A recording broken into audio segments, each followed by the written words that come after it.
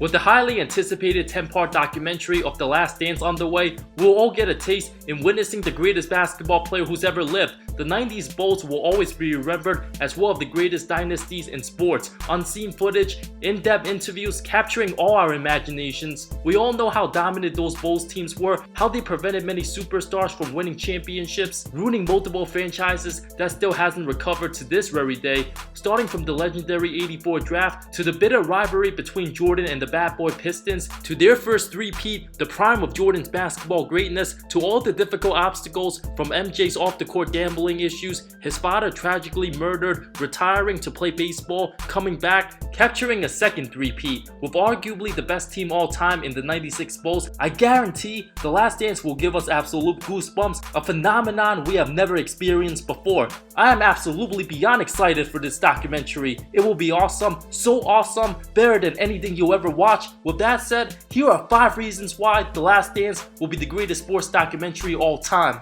Number 5, Dennis Rodman's craziness, partying, and unique personality. One of the most polarizing public figures we have ever seen in sports, having a relationship with Kim Jong-un, made multiple visits to North Korea, being involved in the world of politics. Not too long ago, The Worm came out with a Dirty for Dirty documentary, For Better For Worse, goes in depth about his childhood, lays search to basketball greatness. Rodman's life is simply a roller coaster. If it wasn't for Phil Jackson giving Dennis a chance to join the Bulls, who knows what his career would have looked like. After the Bulls were smacking the Pistons in '91, Rodman purposely shoved Scottie to the floor, an absolute dirty cheap shot, a play that would have gotten him suspended in today's game, just a flagrant and fine back then. Once Rodman was traded from San Antonio, Jordan was already back, went to GM Jerry Krause's house with Mike, Scottie, and Phil. It was awkward at first. Scottie hated Dennis for what he did, wasn't a fan of the signing. Phil Jackson comes over to Dennis and says, "Can you go over there and say you're sorry to Scottie? Just go over there and soften him up a bit." Rodman went over and apologized for his actions. Scottie replied, "Don't worry about it, man. We just want to win." And that's how the deal got done.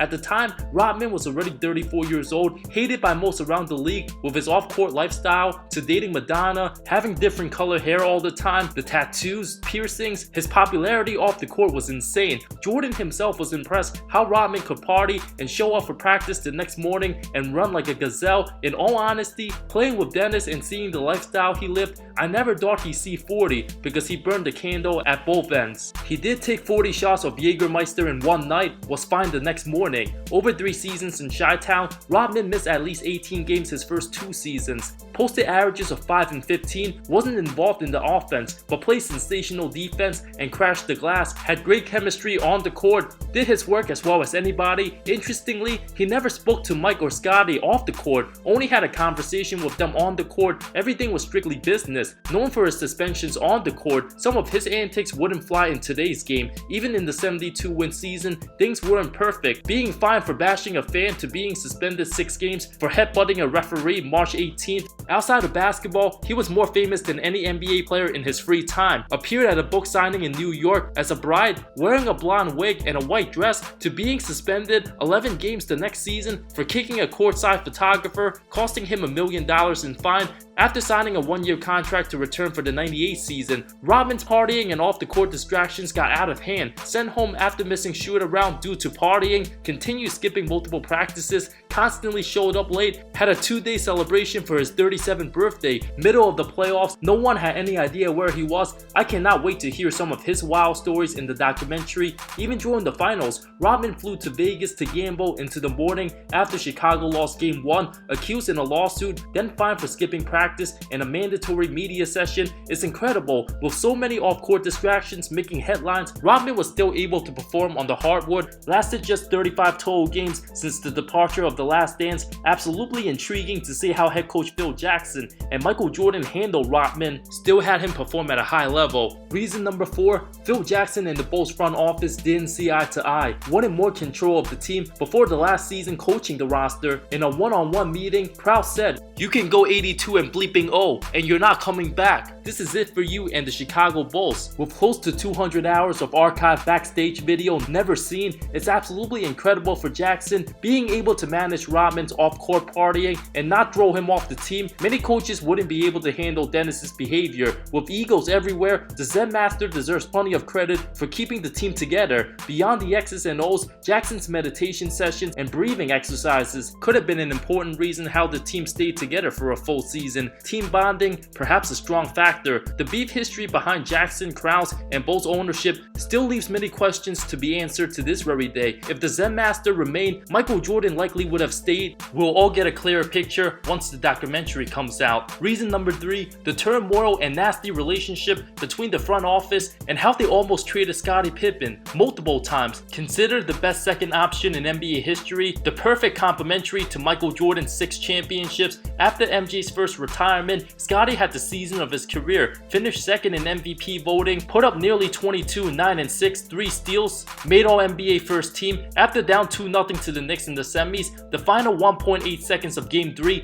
Jackson designed a play which didn't involve Scottie. It was drawn up for Tony Kukoc, who Krause promised big money. Pippen earned $3.5 million per season, drew 98, should have been worth 5 times as much money. Frustrated for the final possession, said he was tired of this, sat on the bench as Jackson drew a perfectly executed play for Tony Kukoc, a game-winning buzzer beater. 4 days before the '94 draft, the Bulls called Seattle a proposed trade for Shawn Kemp and Ricky Pierce. After news got out, the Sonics backed away. Krause tried trading Scottie again on draft day, but once again, the Sonics backed out. A dead deal. Pippen's relationship with the Bulls front office continued to boil over the years. Hall of Famer Tracy McGrady admitted a couple years ago he was super close to getting traded for Scottie Pippen on draft day. Well, you know what a lot of people don't know about that night is that Jerry Krause was actually trying to make a trade for me and Scottie Pippen, and MJ called and axed that whole deal. The New York Times reported Celtics head coach Rick Pitino wanted to get Pippen and Luke Longley for the 3rd and 6th pick of the draft. If MJ didn't stop everything from happening, trading Pippen 1 year before completing the franchise's second three-peat could have altered the course of NBA history. Karl Malone might have won the ring, one of the biggest what-ifs in NBA history. With drama and crazy tensions, one can only imagine what the behind-the-scenes was like between Pippen, Krause, and owner Jerry Reinsdorf. Many also forget Pippen missed the first 35 games of the '98 season. After getting toe surgery, didn't make his season debut till January 10th, was no longer an all-star. During his recovery period, Pippen wasn't even sure if he already played his final game with the Bulls. Doing some deep research myself, I found this AP article written November 26, '97. Pippen wanted to be gone so badly, since the Bulls spent good money to bring him back, the front office decided not to trade him. At the time, the Lakers were interested in moving Eddie Jones. Phoenix was trying to deal Cedric Ceballos and Steve Nash. After starting an awful 8-6 overall, one can only imagine what the locker room was like.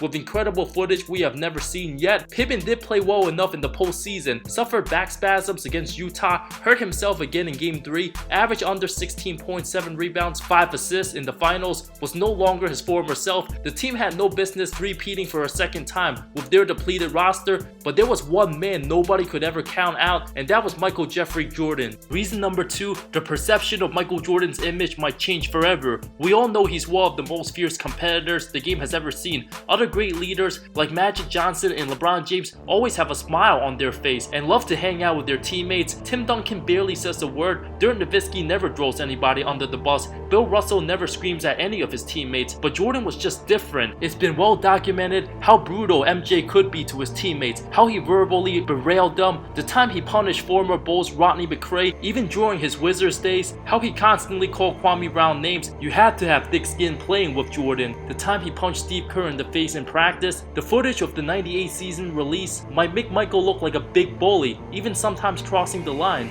Jordan himself even said the upcoming documentary will make people think he's a horrible guy. What is said or done behind closed doors is nobody else's business but the team's. There's always a reason why he was treating his teammates tough. With the competition of the physical '90s in Miami, New York, and Indiana in the East, the team needed to be physically and mentally tough. Winning has a price, and so does leadership. once you join the team, you live at a certain standard that I played the game, and I wasn't gonna take anything less. With Jordan's obsession to win and be the best, not just in basketball, but everything he participated in, whether it's playing cards, ping pong, or golf. If anyone ever beat MJ at anything, he always immediately rematched until he beat his competitors. I also can't wait to see the footages of MJ betting with his security guards. The intense personality also led to distractions with off-court gambling issues, going to casinos, and owing big money. When the Bulls started the season 8 and 7, one can only imagine what Jordan was saying to his teammates, calling them out. He was so dominant. After losing 3 straight games in November 1990, Jordan never lost 3 in a row at any point in the Bulls uniform ever again. Anything less than 100% was simply unacceptable. What made the 98 season so special? The team wasn't close to having the best roster in the league. Jordan was 34 turning 35, Pippen was more hurt than anybody realized, Rodman was half a foot out the door.